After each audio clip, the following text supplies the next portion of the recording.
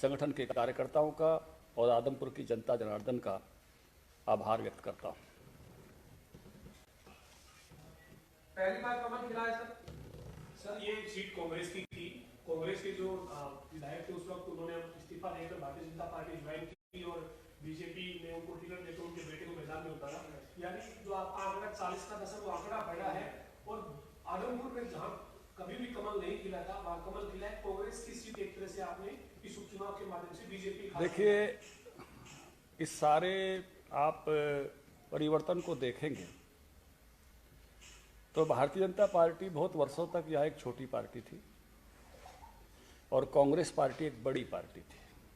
पहली बार 2014 में हम सरकार में आए, लेकिन कांग्रेस के जो दिग्गज लोग थे उनके जो अपने स्थान थे वो कांग्रेस के पक्ष में बचे रहे। लेकिन कांग्रेस ने जिन नीतियों को अपनाया और कांग्रेस जिस प्रकार से सिकुड़ती चली गई, एक समय था जब कांग्रेस कई कई दिग्गज नेताओं को संभालती थी, लेकिन समय समय करके कांग्रेस के दिग्गजों के जो किले थे वो किले ध्वस्त होने शुरू हुए और इसके लिए कांग्रेस पार्टी बहुत बड़ी जिम्मेवार है। क्योंकि आप देखेंगे जींद के उपचुनाव में सुरजेवाला जी को ले गए जींद कैथल से, कैथल हमारे हिस्से में आया।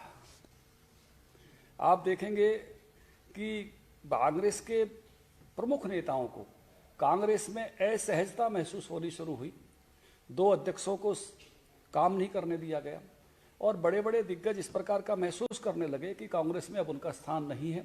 इसलिए कुलदीप बिश्नोई जी ने फैसला लिया भाजपा में आने का और वो वहाँ से उनके पुत्र भव्य बिश्नोई लड़े और अब शानदार जीत वहाँ भारतीय जनता पार्टी की हुई है। भारतीय जनता पार्टी के संगठन, उसकी नीतियों की हुई है, उसके नेतृत्व की हुई है। लेकिन वो क्यों आए, इसका डिजाइन कांग्रेस की वर्तमान राजनीति में छुपा हुआ है और वो जो डिजाइन है उस डिजाइन की हार है ये। क्योंकि कांग्रेस ने अपने दिग्गजों को दूर करना शुरू किया और कांग्रेस एक परिवार के आसपास सिकुड़ कर रह गई और इसीलिए कांग्रेस में अभी भी और बहुत सारे लोग असहज महसूस कर रहे हैं और कांग्रेस का यही डिजाइन रहा तो कांग्रेस लगातार और हार की तरफ बढ़ेगी। एक बात पे मैं और कहना चाहूँगा कि आप पार्टी बहुत ही जोर शोर तरीके से अवतरित हुई थी आदमपुर पर और स्वयं केजरीवाल जी, भगवंत मान, ये सब आए थे। लेकिन आदमपुर के लोगों ने इस बात को समझ लिया कि जो हरियाणा के पीने के पानी के लिए भी निर्णय लेने में बिल्कुल विपरीत स्थितियों में जाते हैं, वो हरियाणा के कभी नहीं हो सकते। 2000 क्यूसेस पानी रोजाना हरियाणा को पीने के लिए चाहिए, 1050 क्यूसेस पानी दिल्ली को पीने के लिए चाहिए।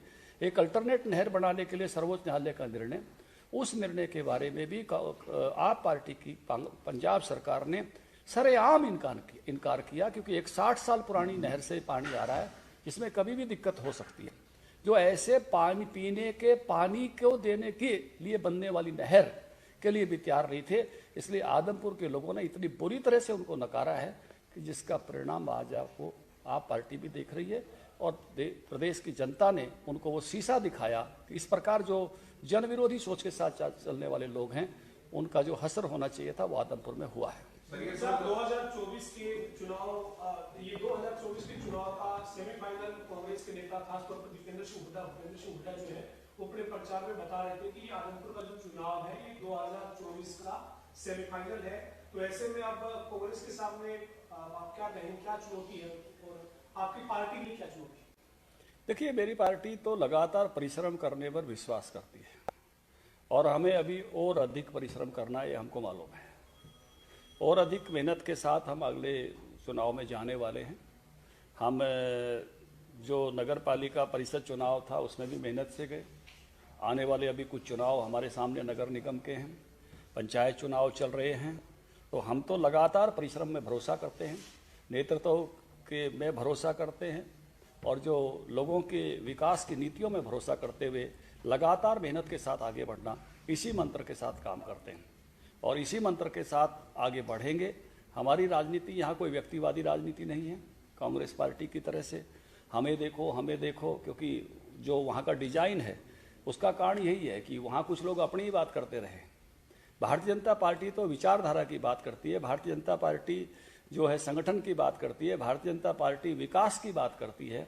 तो इस नाते से भारतीय जनता पार्टी का कार्यकर्ता लगातार अथक परिश्रम करता है। सर, स्वर्गीय भजन लाल का एक अपना इतिहास रहा है और अब वो बीजेपी के साथ जुड़ गया है, तो इसे कैसा देखते हैं सर, और कितनी मजबूती मिलेगी अब आपको? देखिए, हरियाणा का नेतृत्व जिस भी नेता ने किया, हर नेता का कुछ ना कुछ प्रदेश में कंट्रीब्यूशन है, और मुझे लिए ये एक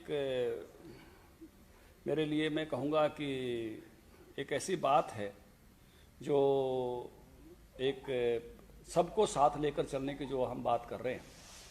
तो मुझे ऐसा लग रहा है कि जब रणजीत सिंह जी हमारे साथ हैं, आदित्य चौटाला हमारा जिला अध्यक्ष है, और दुष्यंत चौटाला जी हमारे पार्टनर हैं, तो चौधरी देवीलाल की फोटो भी हमारे पोस्टर पर है, और अब भजन लाल जी की फोटो भी हमारे पोस्टर पर है, और पोस्टर पर अभी और जगह बाकी है।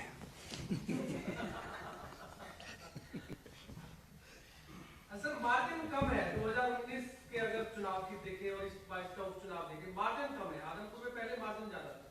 देखिए, 15,740 वोटों से विजय हुई है, और उपचुनाव मुझे लगता है कि एक एक मतदाता को हर पार्टी जो है संपर्क करती है,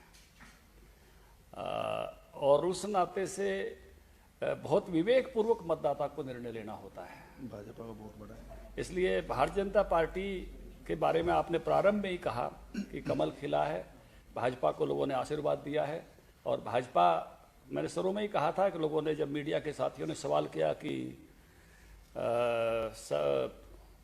कैंडिडेट कांग्रेस से आए, मैंने कहा हाँ आए, क्योंकि कांग्रेस की बस स्टार्ट ही नहीं हो रही, कहीं पहुंचने वाली नहीं है, निकलेगी नहीं। आज किसी ने लिखा है कि भव्य की गाड़ी तो अब चंडीगढ़ आ गई है, लेकिन जो है जयप्रकाश को तो वहीं से जो है वो सवारी जो आदमपुर से चलती है उससे हिसार आना पड़ेगा, और हिसार से सवारी पकड़ के फिर से कलायत आना पड़ेगा, और कलायत में भी स्पेस खाली है नहीं। कमलेश ढांडा बहुत अच्छा काम वहाँ कर रही है। Thank you. तो अंदर ही करेंगे। हाँ।